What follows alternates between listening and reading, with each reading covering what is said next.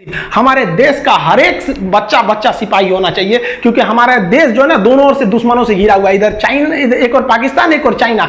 क्योंकि आने वाले समय में जब कभी युद्ध हो तो पूरी दुनिया देखे कि किस तरह भारत का बच्चा बच्चा मारा था चाइना और पाकिस्तान को। लाहौर तक दौड़ा के मारो उसको, वहां बीजिंग तक। कैसे मारिएगा? बनाने आता है? ये रहेगा तब तो मारिएगा। यहाँ पर हम यही चाहते हैं कि हमारे देश का बच्चा बच्चा देश के प्रति सोचे, और जब देश की जरूरत पड़े तो ऐसा नहीं है कि केवल फौजी जाके वहां शहादत देंगे। अपना इतिहास के स्वर्णिम अक्षरों में जब ये बात लिखी जाएगी कि जब पाकिस्तान और चाइना ने एक साथ भारत पर आक्रमण किया था तो भारत की महिलाओं ने घर में बारूद बनाया था और अपने भाइयों को दिया था, माथे पर विजय तिलक लगा के। मां ने बोला था कि सीने पे गोली खा के आना, पीठ पे गोली खाओगे तो तुम्हें मैं बख्शूंगी नहीं, अपना बेटा कहने से इनकार कर दूंगी। आएगा तब ना। क्या इस देश को बचाने की जिम्मेदारी केवल 13 लाख सिपाहियों की है? हमारा कोई फर्ज नहीं बनता है यहाँ पर? आप कहते हैं कि हम आपको भाई ये आप जानिए, आप कुआं के मेढक हैं, आपको नहीं पता है। हम बस यही चाहते हैं कि जब चाइना और पाकिस्तान यहाँ हमला करें तो उनको पता चले कि ससुरा हमको लगता था 13 लाख फौजी है, यहाँ का 130 करोड़ जनता फौजी है। आप भले हमें आतंकवादी कर लीजिए लेकिन मेरा देश आगे रहना चाहिए। तुम सब राम बन जाओ, मैं रावण ही ठीक हूं।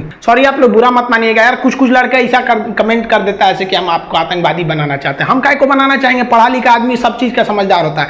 वह खून कहो किस मतलब का जिसमें उबाल का नाम नहीं, वह खून कहो किस मतलब का आ सके देश के काम नहीं, वह खून कहो किस मतलब का जिसमें जीवन न रवानी है, जो परवश होकर बहता है वह खून नहीं है पानी है। उस दिन लोगों ने सही सही खून की कीमत पहचानी थी जिस दिन सुभाष ने बर्मा में मांगी उनसे कुर्बानी थी। बोले स्वतंत्रता की खातिर बलिदान तुम्हें करना होगा, तुम बहुत जी चुके जग में लेकिन आगे तुम्हें मरना होगा। आजादी के चरणों में जो जयमाल चढ़ाई जाएगी वह सुनो तुम्हारे शीशों के फूलों से गूंथी जाएगी। आजादी का संग्राम कहीं पैसों पर खेला जाता है, यह शीश कटाने का सौदा नंगे सर झेला जाता है। अजानू बाहू ऊंची करके वे बोले रक्त तुम मुझे देना, बदले में भारत की आजादी तुम मुझसे लेना। हो गई सभा में उथल पुथल, सीने में दिल न समाते थे, स्वर इंकलाब के नारे कोसों तक छाए जाते थे। हम देंगे देंगे रक्त बस यही शब्द सुनाई देते थे, रण में जाने को युवक खड़े तैयार दिखाई देते थे। बोले सुभाष वह आगे आए जिसके तन में भारतीय खून बहता हो, वह आगे आए जो खुद को हिंदुस्तानी कहता हो, वह आगे आए जो इस खूनी हस्ताक्षर करता हो। मैं कफन बढ़ाता हूं, वह आगे आए जो इसे हंस कर लेता है। सारी जनता हुंकार उठी, हम आते हैं हम आते हैं,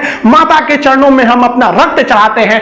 उस दिन देखा साहस से भरे युवक बढ़ते ही जाते थे, चाकू छुरी कटारों से वे अपना रक्त बहाते थे, फिर उस रक्त की स्याही में वे अपनी कलम डुबाते थे और आजादी के परवाने पर हस्ताक्षर करते जाते थे। उस दिन तारों ने देखा हिंदुस्तानी विश्वास नया, जब लिखा भारत के महावीरों ने खून से इतिहास नया।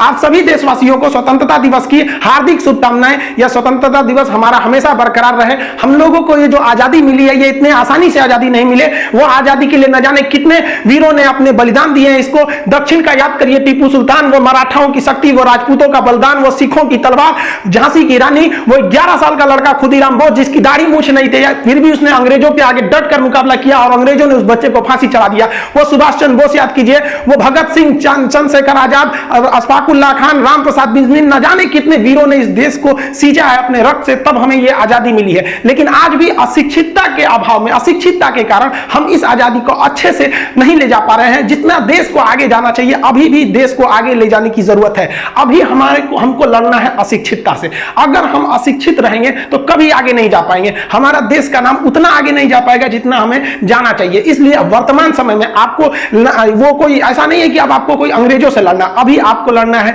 अंधविश्वास से, अभी आपको लड़ना है ऊंच नीच से, अभी आपको लड़ना है क्षेत्रवाद से कि तुम दक्षिण भारत को, हम उत्तर भारत के, तुम बिहारी, हम ये हम वो, मतलब ये सब चीजों से अभी लड़ना है। अभी लड़ना है अंधविश्वास से, जाति धर्म ऊंच नीच, इन सारे चीजों से लड़के हमें एक होना है। और यह जिस दिन हमें लग जाएगा कि नहीं, हिंदुस्तान के हर व्यक्ति के अंदर यह भावना आ जाएगी कि हमने अपने जाति धर्म ये सब बाद में, पहले हम सब एक हिंदुस्तानी है, यह भावना जिस दिन आ जाएगी उस दिन हमें सच्चे मायने में आजादी मिल जाएगी।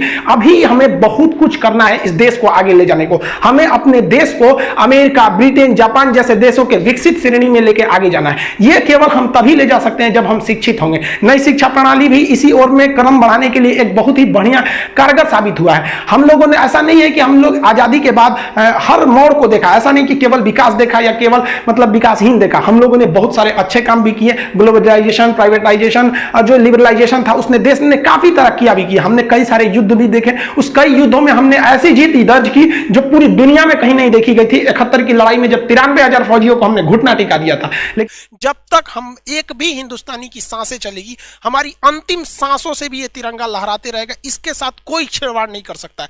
जब तक हिंदुस्तानी हैं, इनकी आखिरी सांसें भी हमारी तिरंगे के लिए रहेंगी। लेकिन ये जो